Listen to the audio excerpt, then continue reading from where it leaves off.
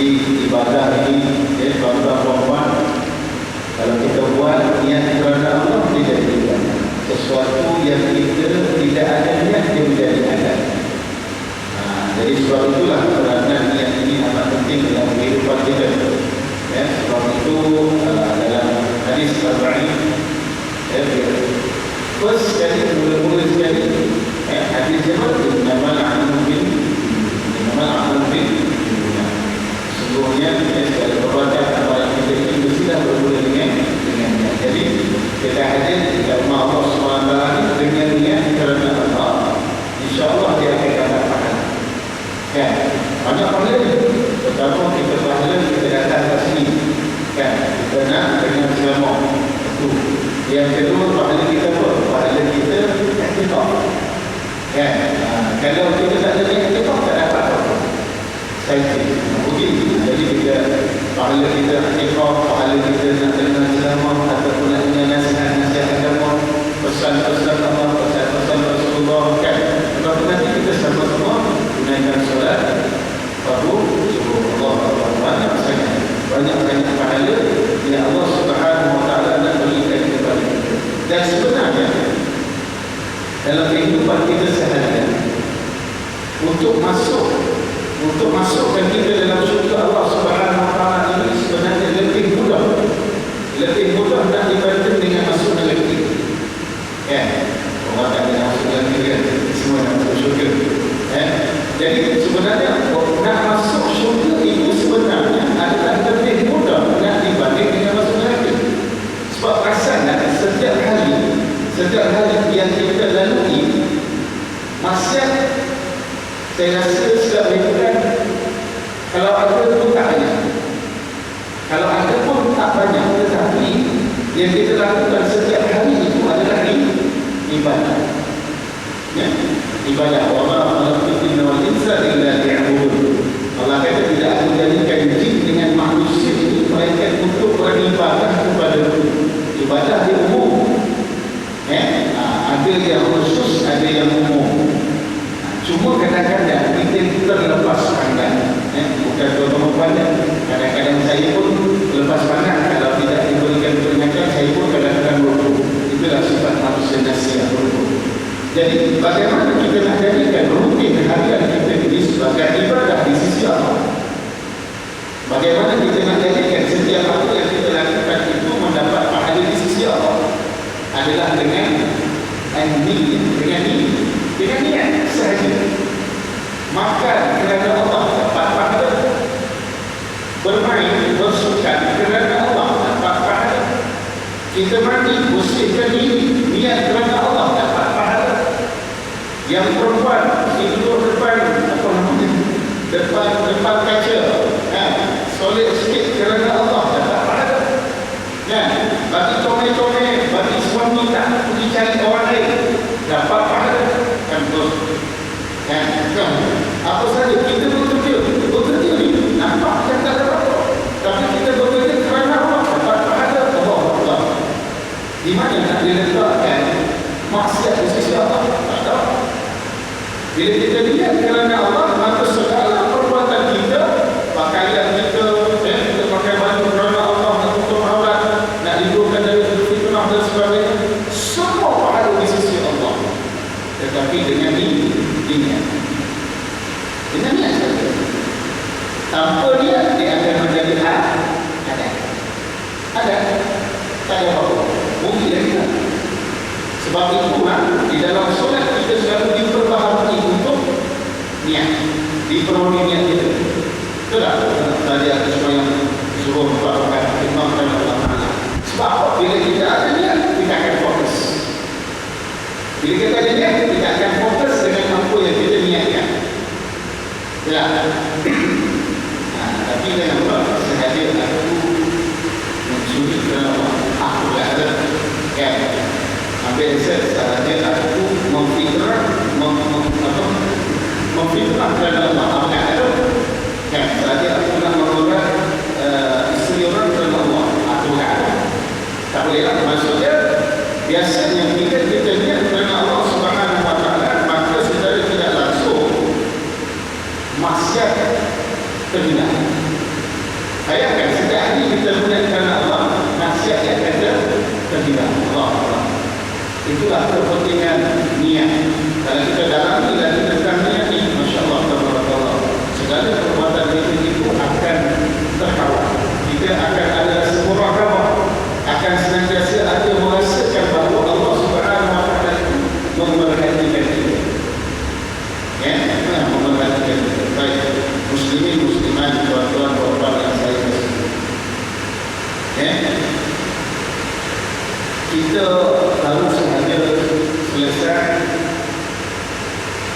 berpuasa selama sebulan. Kita baru saja selesai berpuasa selama sebulan. Alhamdulillah kita berdaya berpuasa. Kan? Harap-harap puasa kita itu diterima oleh Allah Subhanahu Wa Taala. Paling kurang puasa kita itu adalah puasa yang tahapnya khusus. Dia ada puasa awal khusus. Paling kurang puasa kita yang lepas kita dapat kawal diri kita daripada lapar dan dahaga. Dalam masa yang sama kita dapat menjaga seluruh anggota tubuh pada diri kita daripada perkara-perkara yang boleh merosakkan ahli puasa. Lepas itu sekarang ini kita disambut kejayaan kita itu dengan Aidul Fitri, dengan Aidul Fitri. Apa yang Aidul Fitri? Aid adalah kembali, Fitri fitrah, kembali kepada fitrah kejadian kita. Maksudnya sebulan kita berpuasa 30 hari. Lah ni ibarat kata macam kita baru lahir di atas tubuh ini. Gitu bulan. Ibarat kata kita ni walaupun umur dah 60 tahun, 70 tahun, ada umur kita 70 tahun, 40 tahun, ibarat kata macam kita ni baru lahir di atas tubuh bumi ini. Ibarat seperti seorang bayi yang baru lahir, yang tidak ada dosa, seperti sehelai selembar kain yang putih yang tidak ada kotoran sedikit pun. Ibarat itulah. Maksudnya saya begitu dengan tuan-tuan, puan-puan yang ada dekat dalam masjid. Ibarat kita bersih. Ibarat kata kalau kita ni meninggal pada saat ni, syurga sekali. Sebab dosa-dosa kita semua dah dihapuskan oleh Allah Subhanahu Wa Taala dalam bulan Ramadan. Sebab itu dikatakan Aidul Fitri kembali kepada fitrah kejadian kita, yang mana kita disuci daripada segala dosa-dosa yang pernah kita lakukan sebelum-sebelum. Dan sekarang ni kita musim apa? Musim terhujung. Musim terhujung pula. Musim apa? Musim open table. Open house, open table lah.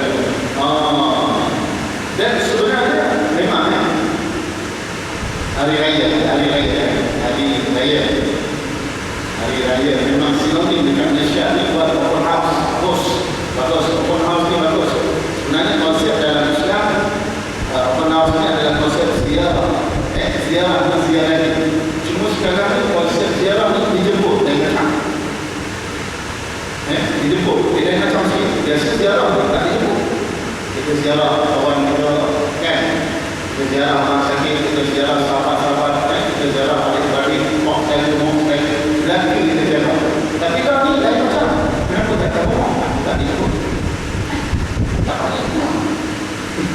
Dalam Islam sebenarnya kita ni pergi ziarah apa dijemput. Tapi itulah konsep untuk orang silakan kalau nak buat. Tapi cuma pemahaman kita bimbang dalam berlaku sekarang ini. Bila kita ditanya kenapa tak datang pun, dia kata saya tak boleh jemput. Ziarah nak jemput tak belum. Apa nama? Kan? Nak jemput memang nak jemput kan? Tapi sebenarnya kalau kita nak datang pun tanpa dijemput tak kisah. Kita datang kenapa nak ziarah? Kebetulan ada beberapa orang. Alhamdulillah ini nak buat. Dan sebenarnya kita ziarah ni di dalam Islam, kita ziarah ni yang pertama sekali. Kenapa kita perlu ziarah? Ziarah ni yang pertama sekali bila kita datang ke rumah orang, yang pertama sekali tuan rumah mendapat kerahmatan, keberkatan, maghfirah, keampunan daripada Allah Subhanahu Wa Taala. Sebab itu kalau ada orang datang rumah kita atau rumah kita, aku nak datang rumah, jangan kita cari alasan. Aku hari ini belum kan? Walaupun harus hari ini ada 10 biji rumah tak sempat. Dan kali kau tahu tak Ramadan raya kata tak boleh datang kan? Maksudnya saya kat sini, kalau ada orang bilang kat kita, jangan sesekali kita batalkan. Ataupun tidak datang, silakan. Asal tidak datang baru minit tu. Bila kita datang, kita layan. Apa yang kita ada, adalah air kosong yang kita ada, kita bagi air kosong. Ini yang ada. Alhamdulillah. Jangan tak ada tu. Kita pun kita bagi. Bila ziarah, orang yang datang dia membawa maghfirah, membawa kerahmatan kepada tuan rumah. Sama ayat kadang-kadang dia saya katakan orang tak suka rumah dia ziarah. sangat baik. Sangat baik. Bila ada orang nak ziarah, silakan. Alhamdulillah. Kita bagi yang seadanya. Itu yang pertama. Yang kedua, merapatkan tali silaturahim. Tali silaturahim. Kita maaflah kalau dekat kawasan saya itu loko di rumah teres. Loko itu kita makan kanan. Kadang-kadang kita tak kenal bila kita minta maaf. Itu tak kenal. Sudah kenal dah duduk 10 tahun. Jumpa dekat kawasan dia. Tiba-tiba ada saya sikit. Tak tahu. Pokoknya sedang lima buah biji rumah. Sebab kita hidup dalam keadaan perlu ziarah menziarahi, hidup dalam keadaan perlu berjamaah. Kalau kita orang masih orang sebuah apa kita boleh lakukan, tapi kalau tak macam mana? Jadi dalam konsep kita hari-hari sekarang ni kita perlu amalkan konsep ziarah. Ia adalah ziarah ni akan merapatkan hubungan. Dan yang ketiga, dia menghilangkan permusuhan ataupun syakil pula. Suzon, sakit yang tak baik. Kadang-kadang ada permusuhan. Sama kita ni proses ziarah di dalam Islam sebenarnya tidak jauh sedikit daripada hati. Dalam masyarakat Islam tidak jauh. Tidak jauh. Tidak semudah dari selfish. Tidak bermain di sini. Isnin, Jumaat, kerja, weekend, pok kami untuk keluarga. Jiran nanti dulu. Kalau orang yang ada mahu buat weekend ni dia boleh pergi masjid dan sebagainya. Tapi yang lain harus. Bahkan yang lebih menjadikan kita yang sudah berkeluarga, kadang-kadang kita nak ziarah makam pun berkiri, itu dengan mak bapak dalam masyarakat. Yang lebih sedih bila mak bapak tak nak ziarah rumah adik-beradik pun berkiri. Kadang-kadang setahun sekali betul-betul kita pergi rumah adik-beradik pergi. Contoh, adik-beradik saya ada 9 orang. Contoh 9 orang ni kan, 9 orang kita ada target kan. Kita dalam setahun ni kita dah pergi ziarah seorang. Saya lagi kali dua rumah ni lagi saya belum sempat. Yang 7 lagi dah, yang 9 orang. 7 dah. Memang pergi. Memang kita kan rumah adik-beradik kita pergi. Kita pergi nak ada kabar kadang-kadang. Itu anak satu. Ini anaknya sampai anak buah besar tak perasan memang. Dia tidak ada Allah. Tak perasan besar, tak perasan anak. Itu lagi best. Sebab apa? Sebab nak ziarah. Lagi aku dah saya baru dapatnya anak barunya. Alhamdulillah bagus, mudah-mudahan menjadi anak yang soleh. 5 tahun kemudian baru temu. Siapa ni anak siapa? Bang, ini anak yang saya kira waktu jawab doa pada anak saya jadi anak soleh. Bang, besar. Bukan besar, tidak jadi imam lah. Nak cerita konsep ziarah dalam Islam. Kasar tidak. Hilang dalam hidup kasar. Jangan kata orang lain. Dia terus. Tidak. Terus. Kita tak perasan benda ni. Benda ni kita nampak macam biasa. Tetapi Islam mengatakan kita biasakan yang betul, betulkan yang biasa. Biasakan yang betul, betulkan yang biasa. Kadang-kadang kita dah terbiasa benda yang macam ni, tapi sebenarnya dalam Islam kita betul. Jadi kita kena biasakan yang betul, betulkan yang biasa. Itu yang konsep yang kita kena buat. Konsep ziarah. Sebab itu Nabi SAW kita ziarah masyarakat. Dia suka jalan masyarakat, duduk dalam jalan sini. Kita dengan bos-bos dengan kita kan. Yang bawah rendah, atas ke bawah. Bila ziarah ni jadi buah-buah Islam yang itu akan terjalin. Lepas tu rasa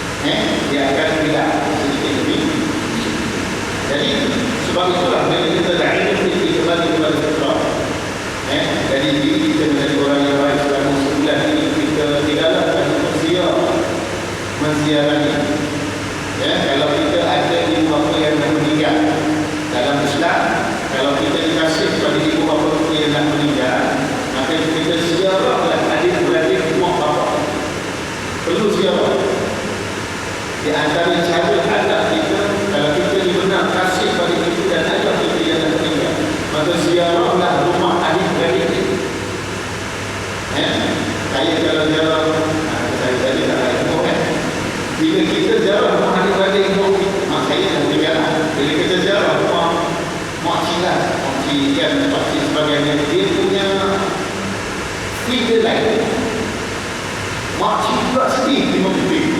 Bapak kami kan segi dia kata itu lama lagi ini Masya Allah. Jadi hubungan itu semakin rapat, hubungan semakin rapat. Dan inilah amalan ini yang harus kita teruskan. Teruskan. Ada satu lagi yang perlu saya ingatkan teruskan. Sepanjang 30 hari kita berpuasa bulan Ramadan ini. Dan saya yakin yang berada dekat dalam masjid ini, masing-masing mempunyai amalan-amalan yang telah dilakukan dalam bulan Ramadan. Mungkin ada yang Al-Quran yang 30 besok sebulan habis. Mungkin dia ada sebelum infak posin tadi, infak 10 ringgit tadi dan sebagainya. Mungkin dia memang ada di istiqamah, istiqamah dari sudut zikir, istiqamah dari sudut sedekah. Setiap hari sedekah, dia bagi rumah dan sebagainya. Kalau dapat amalan itu bukan hanya sekadar dalam bulan Ramadan, diteruskan bulan-bulan seterusnya sampailah bulan Ramadan yang akan datang, diteruskan lagi dan ditambah. Ini amalan yang amat digalakkan untuk kita lakukan. Nabi SAW ini, Allah SWT ini lebih suka amalan yang dilakukan oleh hamba-Nya berterusan walaupun sedikit berubah. Biar kita buat sedikit tapi berterusan. Contoh, kalau kita selalu semayang subuh pada waktu pagi, contohnya pada waktu pagi kalau Ramadan yang lalu kita selalu setiap hari kita masukkan 10 ringgit dalam tabung nanti, 10 ringgit, ataupun lebih. Jadi apalah kiranya, kalau kita istiqamah, kita teruskan ke amalan itu selepas ada Ramadan. Syawal kita lagi. Kalau tak dapat masukkan 10 ringgit, kalau rasa besar, kita masuk RM1 pun tidak. Kalau RM1 pun besar juga, tak dapat. Kalau RM1 rasa besar, tak dapat. Tapi kalau memang untuk rasa besar, masuklah 10 ringgit. Kalau 10 ringgit, ya Allah, pakai kering bodoh, kan dah nak 10 ringgit. Tapi kalau nak masuk juga, alhamdulillah, daripada betul tak masuk. Daripada betul tak masuk, lagi masuk. Ustaz, saya berpuasa subuh dan dah menikah. Maka tahu waktu subuh begini kan, datang rumah datangkan masuk lagi. Satu untuk tahu. Masuk sekali kamu tahu, ya Allah, ini infak saya selama setahun. Masuk 10 ringgit. Alhamdulillah, besar. Nak tahu pula kalau pada itu kan. Jadi kita perlu istiqamah. Kalau dulu kita boleh bangun sahur, buat semayang dan tahajudkan, kita buat. Bangun tapi tak ada sahur lah. Kalau nak puasa sahur. So semayang sunat itu perlu kita langsungkan. Semayang sunat itu perlu kita teruskan. Kalau Al-Quran, tuan-tuan, Al-Quran juga bukan. Saya sini bukan. Kita nak baca sehari pun, nak buka Al-Quran dalam membantu. Nak buka Al-Quran itu bukan nak mesej. Nak buka Al-Quran dalam mesej. Dan juga tak sampai itu Al-Quran. Nak buka Al-Quran, mikir, ya Allah. Ya, habislah. Mikir, alhamdulillah. Macam anak-anak kita kat rumah pula. Saya kita test anak kita lah untuk anak kita ke, cucu kita ke, ataupun isteri kita ke, ataupun suami kita. Kita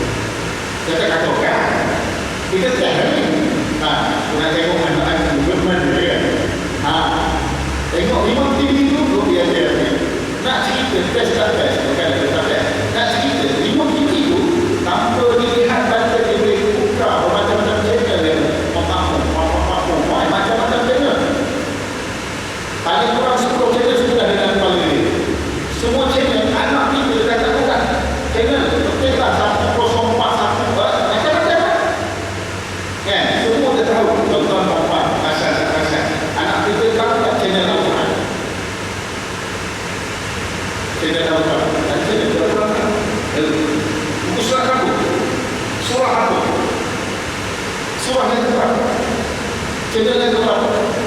Kan? Oh, masalah. Kan? Al-Quran ada buku surat. Al-Quran buku surat juga. Kan? Yang kita baca setiap malam surah Yasin. Buku surat Quran. Cik, wakil sini. Cakap dengan saya, buku surat apa surah Yasin dalam Quran? Hebat. 4 kosong. Akhirnya tak tahu. Bukan maksudnya kalau Allah bukan. Maksudnya betul. Kan? 440. Kan? Surah dalam surah yang dalam Al-Quran. Maksud dia kalau anak kita, okey, abang surah Yasin surah apa? Surah Al-Quran. Surah apa? Apa itu nak tanya apa? Belum bah. Surah apa? Oh ya. Okey. Kalau dia tahu perintah tu, hebat. Allah Taala dia kontrol macam mana sekali tu. Tak apa. Tapi tuan-tuan, anak kita, anak saya sama juga. Belum.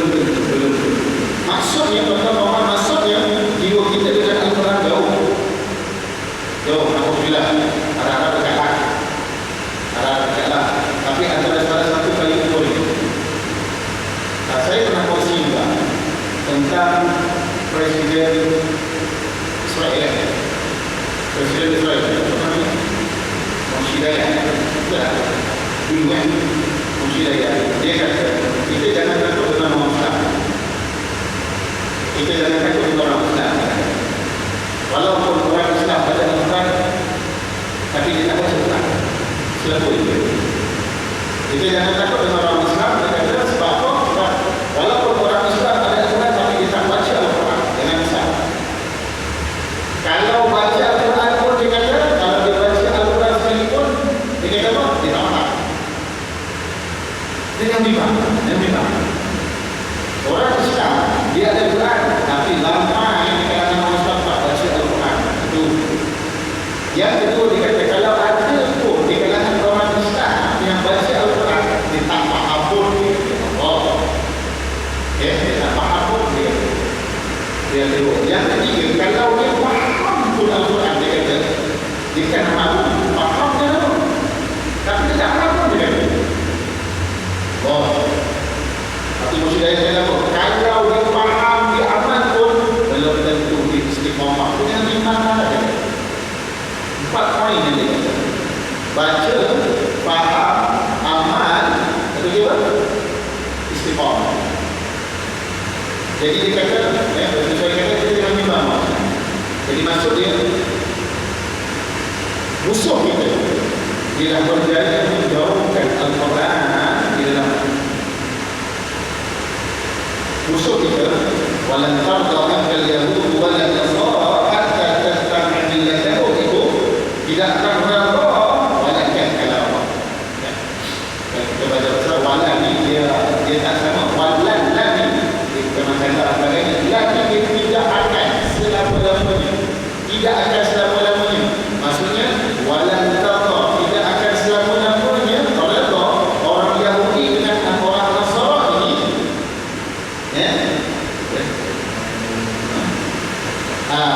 Atau melainkan kita mengikut agama mereka.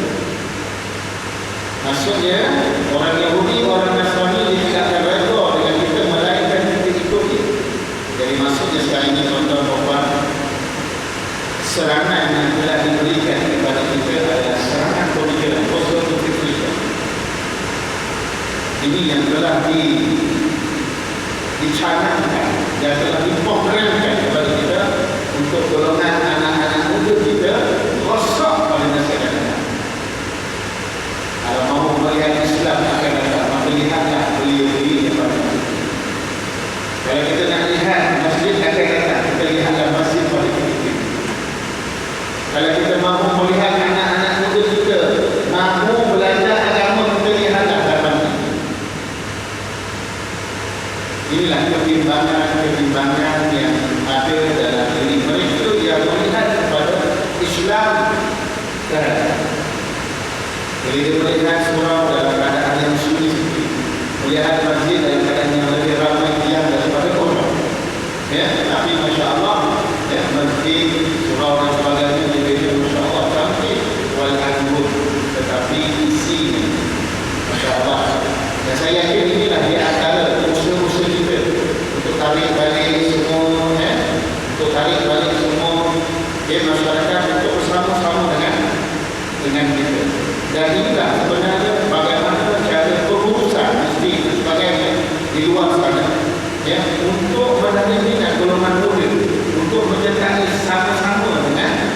masjid dan sebagainya. Sebab kita amat minta, sambutan, begitu, kalau begitu letih, sambutan begitu tidak amat menggalakkan, dalam usaha-usaha hal-hal keagamaan. Jadi, sempurna dengan kita dah kembali kepada fitrah kita dan sebagainya, maka kita kena terus menerus untuk selalu melakukan aktiviti keagamaan. Dan tugas tadi saya masih lebih minit, saya akan menjadi lebih minit. Selepas ini kita akan masuk satu tiga. Yang kita tahu, kita akan menyambut Idul Adha. Yang Idul Adha, korbanan yang dalam sejarah peristiwa Sayyidina Ibrahim alaihissalam dengan Sayyidina Ismail alaihissalam yang paling besar yang melambangkan, yang mana Nabi Ibrahim alaihissalam itu begitu taat kepada perintah Allah, ujian yang begitu besar. Kalau kita nak tengok menelusuri sirah yang ada, bayangkan bila Nabi Ibrahim alaihissalam diperintahkan oleh Allah Subhanahu wa taala untuk membawa isteri, untuk membawa isteri keluar daripada rumah, dibawa sampai dalam rumah. Jadi lepas itu diperintahkan untuk tinggal bersama dengan baby, anak kecil, yang masih putus bulan, ditinggalkan bertahun ditinggalkan. Tetapi itu perintah Allah. Bila anak dah besar, bila Nabi Ibrahim itu oleh Allah dan anaknya, dan berbagi tahu pula kepada isteri ini, begitu pada anak ini, baru perintah pula nak sembelih anak. Saya rasa kalau seorang isteri zaman sekarang, kalau ada suami buat itu, masih dia kena tempang. Suami kau ada membiarkan aku dulu kan, maka kantin kat sini kering ni, nak cari air, sofa bawah, anak dok tak kaki ni, anak dan suatu ibu kau datang yang sebelum aku sendiri kau suruh bulan aku. Tapi takwa ni, takwa. Dia percaya dengan Allah SWT. Perintah Allah seperti apa? Sebab ujian yang begitu besar, perintah yang begitu besar, belum tentu kita boleh hadapi dengan anak, dengan isteri dia. Jadi maksud dari situ kerana perintah Allah. Perintah Allah dia satu melaksanakan apa cuba keadaan sekalipun. Bukan hanya sekadar Nabi Ibrahim yang menerima, bahkan anak isteri dia sekali. Jadi maksudnya konsep Idul Adha ini, kita dalam melakukan ketaatan kepada Allah Subhanahu wa taala, kita jangan kompromi dengan diri. Kita jangan kompromi dengan diri. Jangan berdoa lagi. Apa yang Allah Subhanahu wa taala perintahkan kita buat saja. Sami'na wa ata'na, sam'an wa ta'na. Ini adalah sifat orang mukmin. Dia dengar dan dia taat. Dan kita nak jadikan kita ini adalah kembali kepada fitrah kejadian kita. Kita nak jadikan diri kita ini adalah orang yang mendengar perintah Allah dan meninggalkan segala larangan Allah Subhanahu wa taala. Dengan kita buat. Bunyi macam senang, bunyi macam senang. Tapi perlu kepada mujahadah dan perbuatan. Perlu pada mujahadah. Sebab itu bila Nabi Ibrahim alaihissalam ditaat pada perintah Allah, sebab itu Allah SWT menukarkan Nabi Ismail alaihissalam, menukarkannya, bukan dia Nabi Ismail jadi kibas, ditukarkan. Nabi Ismail kan sebenarnya dijadikan kibas untuk dijadikan korban. Dan korban secara korban banyaklah daripada Nabi Adam alaihissalam lagi. Dan pengorbanan tentang korban dalam Islam kita mesti bagian terbaik. Apa saja ketompat kita mesti bagian terbaik. Jangan bagi benda yang sederhana itu baru darahnya. Sebab itu dalam kehidupan kita sekalian ketompat, contoh dalam kerja, apa yang perlu kita korbankan kepada kami kita adalah tenaga kita. Kita buat sebaik mungkin. Kita buat sebaik mungkin. Kita bagi yang terbaik. Segala ganjaran ketompat kita serahkan daripada Allah Subhanahu wa taala. Daripada Yakinlah tuan-tuan, setiap kali kita bagi yang terbaik, Allah akan bagi kita lebih baik daripada yang kita bagi. Allah akan beritahu kepada kita, wa man yattaqillaha yaj'al lahu makhraja wa yarzuqhu min haythu la yahtasib. Kan? Siapa yang bertakwa kepada Allah SWT, Allah SWT akan berikan kepada jalan keluar.